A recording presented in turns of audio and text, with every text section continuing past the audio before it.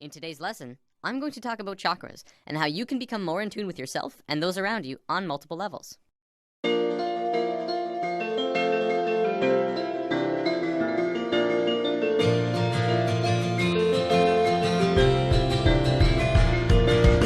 Now, for us to even start to understand chakras, first we have to understand the basics of light and color. If you take pure light and shine it through a prism, the light will break into a spectrum of 7 colors: red, orange, yellow, green, blue, indigo, and violet. We familiarly recognize this as the spectrum of the rainbow, or even more familiar, the basic palette in Photoshop. This spectrum as we know it is the foundation of every visible color. What you might not know about color is that each color has its own vibration. Red has the longest wavelength and the slowest vibration frequency. We recognize this as warm and stimulating. Violet has the shortest wavelength and the fastest frequency, and we recognize it as cool and calming. I don't think I have to describe what happens between these two colors, it's just a frequency change. This basic knowledge, believe it or not, is very important, but we're gonna have to look at some other stuff first. Now, in modern science, we've learned that certain colors can stimulate mental activity, and other colors can calm the mind. We know that we need light energy for nourishing our brain, emotion, physical body, and perhaps more importantly, our chakras.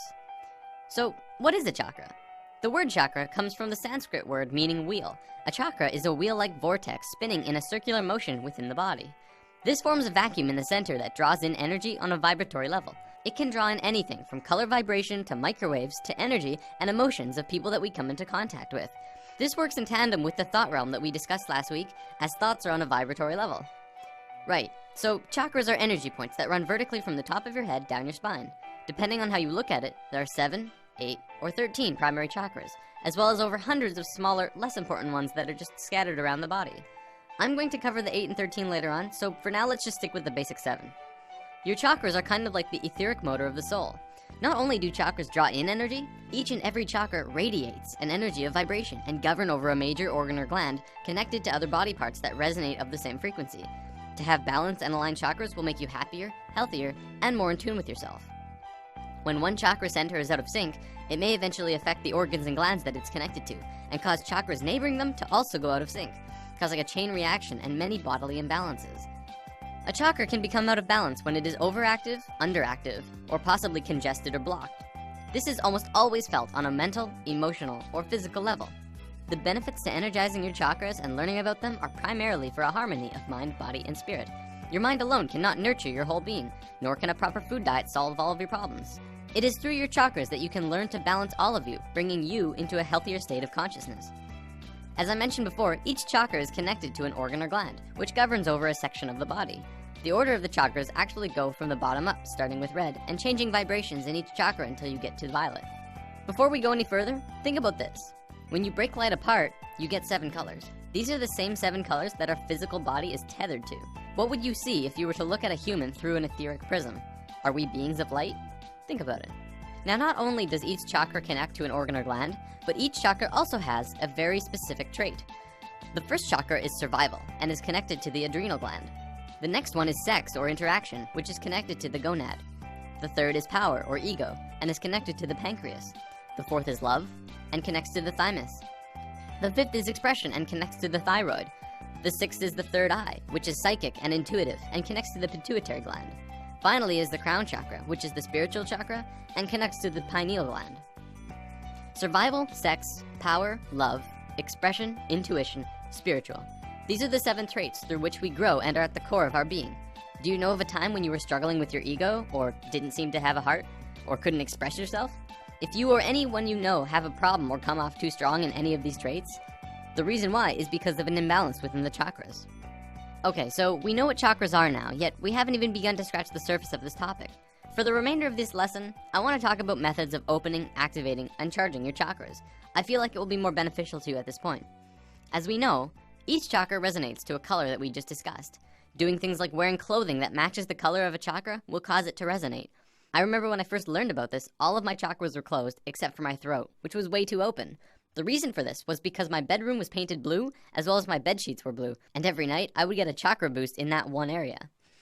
Sunlight is our main source and provider of light, heat, and energy. Sunlight itself consists of energies in the form of cosmic rays, gamma rays, X-rays, visible light rays, infrared rays, microwaves, and even radio waves. Lying in the sun for half an hour can give you a powerful energy boost. Eating food that matches the chakra colors are good as well. Eating red tomatoes and apples are good for the root chakra. Eating greens are good for the heart. Does this make you want to eat healthier? Color baths are a really relaxing way to open a chakra. You can get this organic fluid that you put in your bath, which changes the color of the bath.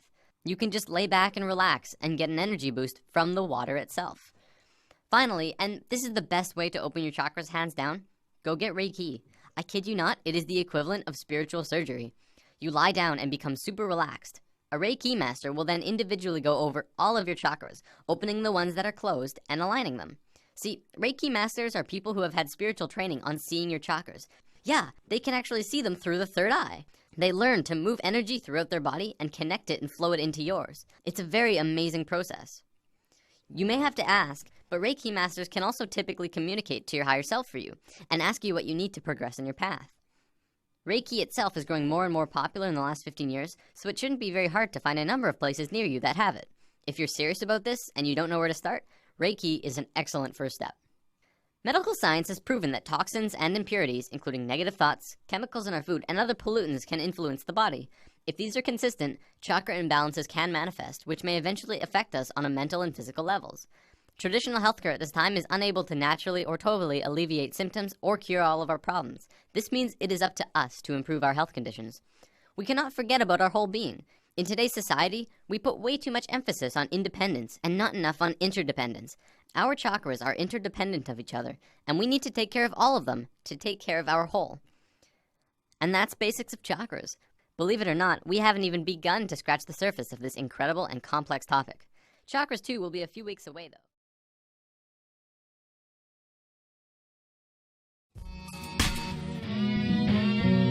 And that's basics of chakras. Believe it or not, we haven't even begun to scratch the surface of this incredible and complex topic. Chakras 2 will be a few weeks away, though. Understanding the chakras is understanding the cosmic universal flow. It is a scaling and harmonizing of vibration between polarized frequencies. Just looking at the waveform alone, the vibration of red and the vibration of blue are completely different. Chakras are the exact same way. Now, when a person is focused on one particular chakra, their whole world is colored by the energy of that chakra. It is literally like a lens through which everything in existence is interpreted. In order to explain this clearer, allow me to demonstrate what I'm talking about. You remember the qualities of each chakra, right? We covered that in part 1. The brief overview is survival, sex, willpower, love, and emotion, sound, sacred geometry of creation, and finally, spiritual awareness and understanding. So when a fractal or a piece of the everything known as spirit, consciousness, or God comes into this brand new reality, such as a baby being born, they have one thing on their mind and one thing only. It's survival. They want to be able to survive and stay here. Their whole focus is on being able to survive. They are almost entirely dependent on their guardians at this time, and usually it is the mother and the father who take up that role. Depending on how well mommy and daddy do at making the infant feel safe, the quicker they can transcend to the next level. Nursing is a natural way to bring the child into a state of safety, as well as explore the next chakra simultaneously. The root chakra is synonymous with support from the environment around you. If a child is growing up in an unsafe space, or there's a lack of nurturing to keep the child feeling safe and explorative, it will take longer for solid transition to take place, and can even cause long-term damage to the understanding of the child, and they will grow up with many traumas, anxiety, and pain. The moment survival has been achieved, it becomes clear to spirit that there are 1 or 2 more chakras available. There are actually 2, but spirit may only see 1. It cannot see beyond a half-step wall leading to the heart. The half-step hides the higher chakras from spirit, at least until spirit has learned to master the lower chakras. That wisdom of completion shows the way into the higher understanding. Once survival has been achieved, spirit desires to make contact with other beings in this reality. This is instinctual. When you're a baby, that's usually interpreted as making contact with your mother and father. It is one of the youngest and earliest actions compelled by the sacral chakra, and it is sexual in nature. As you get older and your sacral chakra matures, the desire for contact shifts from the innocence of support from your mother to a different form that I'm sure we're all aware of. The essence of the sacral is to reach out, locate, and make contact with the life that exists in the world around you. At a young age, it covers everything from holding your mother to snuggling a kitty, although it has been in a way programmed out of us by our own media and peer groups. Now that spirit has survived and made contact with other life in the world, the third chakra that is available is called the solar plexus, willpower. Spirit wants to know how things work. What are the laws of this new world? How does gravity work? How do you do things? Using your willpower, you try and control the physical world, picking up toys and playing with them, moving things around. We're all familiar with the age called the terrible twos. It's a common age when spirit is very interested and full of willpower to want to know everything about the world around it, to test it and see what it can do and what it can't do. The child will continue until it's satisfied in its basic understanding of reality. When you're a baby, you are unaware that there's a change in the directions after the third chakra. There's something we call a half step obscuring the next 4 chakras. The child is not aware of the many more chakra lessons to come, and how much more to life there really is. The child is oblivious to it. On Earth, even when we become adults, we may still not know that there are higher centers in the body. Much of this world is still living in the first 3 chakras, but that is changing fast. Mother Earth is waking up.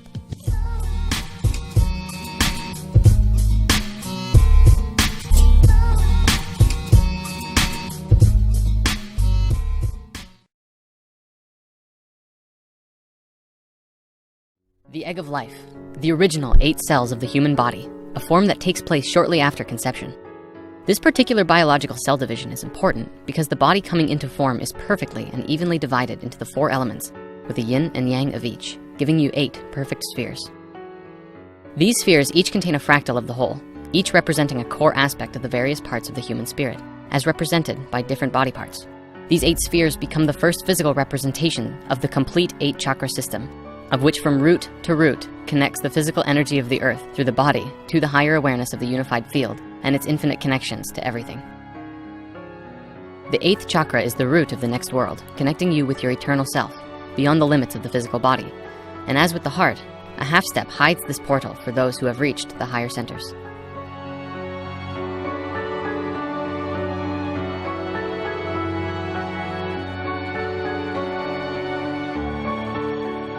Hey there. So do you remember how I mentioned chakras are like lenses of reality? I wanted to expand on that, so I built this model for you in order to explain it better. Think of chakras like your field of awareness, and depending on which one you're focused in, your awareness becomes focused and narrow, or wide and expansive. When you're en route, a survival focus, your perception is focused on one thing, surviving the crisis or situation. It is a very thin beam. But now if you're in the third eye, your other chakra is covered and satisfied. Your expanding vision grows very wide in order to see all of the connections. Your telepathic and mental reach becomes greater. The third eye is all about seeing the geometry, so it can focus on a very specific shape, or expand its vision to a very wide understanding of all of the patterns and how they connect. You can imagine how you might switch between them on the fly. Let's say you're camping out with some friends in a moonlit night. Everyone feels safe. Maybe there are some brotherly bonds being created. And you're telling a story, sharing meaningful experiences with your companions. In this moment, your primary or dominant chakra is the throat. And then the bear shows up. Everyone panics. Now nobody feels safe, and everyone scatters away, running for their lives. Everyone's reality lens drops down to the root focus, survival mode, and it will remain there until everyone feels safe again. After which, we scale back up the lower levels until we reach our equilibrium with each other, wherever that is with that particular group. That example, of course, is only one of many possible responses to the crisis of the bear showing up. Depending on the awareness of the group, the responses could vary anywhere from calmly turning your back and walking away in peace, all the way to an energetic nod to the bear that they are friendly, and that if the bear is interested, they'd love to do some photography together. Human to animal communication is far more simple than we realize. What is required is a stable foundation of understanding and mental, emotional connection to that which you're connecting to. The process of being there is in fact that very shift in awareness and transition into the higher centers, into the heart, beyond the wall of the first half step. I previously regarded this as a half step, which it is, and with some further research into harmonic theory and some inspiring discussion with some close friends, we've also decided to refer to it as a mirror wall. In practice, when you see it through these chakra lenses, it just shows you what you know. And when you step through it, moving into the heart, everything gets bigger. It's through the looking glass style.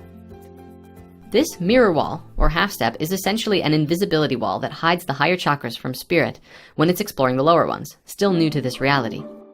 But once a level of mastery has been established within the first 3 chakras, spirit can catch a glimpse of, or even move into, the next part of life experiences. Now let's bring it full circle with this. What we're looking at here is the human 8 chakra system, the primary chakras or nodal points running up and through the body. Human energy, from sexual to electrical, moves in the pattern you see here. The transition steps are located between the 3rd and 4th chakras and the 7th and 8th chakras. The difference between the system, 7 and 8, or 12 and 13, is really all in about how you're analyzing the data. It's all the same data, just different dimensions of observation. Let me show you the geometry of how this actually works. We've looked at this before, and this time we're gonna look deeper. The key here is actually many keys.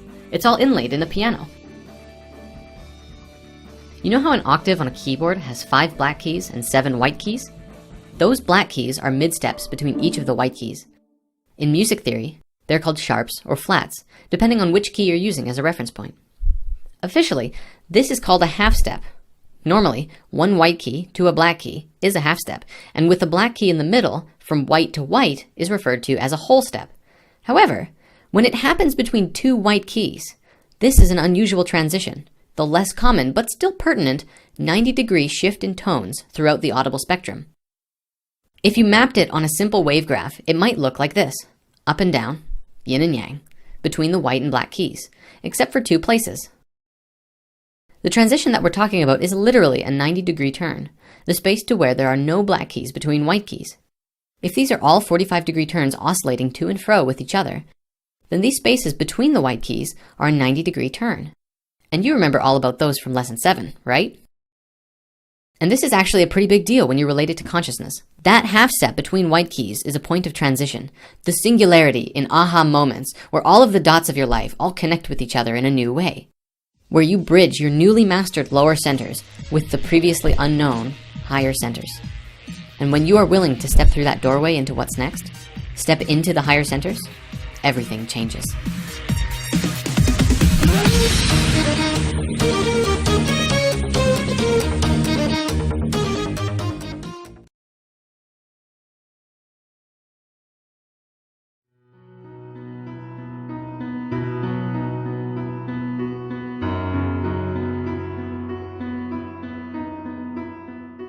The mirror wall, or half step, is there so that you won't know it until you've mastered all of the lower centers to a certain degree. So for the most part, when you're growing up, you're usually in the 3 lower chakras. You may be in all of them at once, or maybe mostly in one and partly in the others. Or it could be a constantly moving, balanced blend or combination of all 3. This pattern is true of a person, a country, a planet, a galaxy, or anything alive. At any level of existence, this same pattern of movement occurs. Let's take a country like the United States, for example. This is a brand new country in an old world. Compared to other countries in Europe or elsewhere, America is just a baby. So up until the 1950s, the vast majority of people in America were in one of the 3 lower chakras. Not everybody, of course, but most people. Their biggest concerns in life revolved around power, money, materialism, houses, cars, sex, food, especially with survival aspects, making sure they stored up enough money to feel secure. It was a really materialistic world, but something happened. In the 1960s, the act of changing one's consciousness began to rapidly alter what was thought to be normal. We had the first psychedelic revolution, and while the world's governments quickly put the hammer down, the damage was done. People began to practice meditation and entering the higher centers. Now please understand, America was not the first to do this. If you go to an old country like India, Tibet, and certain parts of China, you'll find that at some point in their history, they moved into their higher centers. They, as a country, moved through the mirror wall. Recognize the difference between moving into the higher centers as a country rather than as a species. This is not a fully enlightened state. It is simply a more conscious one. As they moved through these higher 4 centers, they would have eventually came to another mirror wall after the 7th chakra, keeping the focus to this new realm and everything that they had discovered before. The thing about half steps, once a person, family, group, city, or country goes beyond the first half step, they're never the same again. Once they know that there's something more to life than what they had previously thought, they'll spend the rest of their life trying to figure out how to get back to those upper centers, even if they had just had a fleeting experience of these higher worlds. In terms of a person or a country, once it gets above the first half step, moving into the heart, the sound currents, the geometries, and spiritual nature of things, what sometimes happens is that they lose their concern about the lower centers of consciousness. They sort of stop caring about their physical side as much. You know, like whether the house is nice or if even they have a house anymore. They're more concerned about the information they're learning and experiences that they're having in relationship to the nature of each other and higher consciousness. You see it all the time with hippies. But now I'm on a tangent. So sometimes when you look at these older countries, they seem to be physically almost devastated because their whole focus is towards trying to find out what reality and life is like on higher levels. More connection, more communication, more family. An example of this kind of country is India. Once a country actually moves through the final mirror wall into the 8th chakra together, which is very difficult, mind you, their only concern is what happens after death, the next level of life. It feels to me like this was the case in ancient Egypt. And I want to briefly explain that because it's not what it sounds like. The country wasn't concerned with dying physically. It wasn't a mass suicide. Rather, it was about what's next for everything that they've learned. Branches were created and spread out and expanded and started forming new cultures and new societies with different groups of the world, merging and expanding. Those ancient Egyptians did all kinds of things to understand that process of ascension, death, resurrection, moving into the next levels. So much so that they had a 24-year preparation followed by a powerful dose of psilocybin, and into the king's chamber of the Great Pyramid they go for 3 days and 2 nights. Their primary purpose of doing this was to find the doorway and enter into the higher worlds, and then return to Earth, the physical reality, and show others how to live life with awareness and love, and how they too can move into the next levels of life. What a trip. You know what I'm saying? So, wrapping up this segment, you can see how this pattern applies at both a level of the individual as well as the level of a country, or even how it might apply to an entire planetary populace. And next time, we're gonna go even deeper. Till then.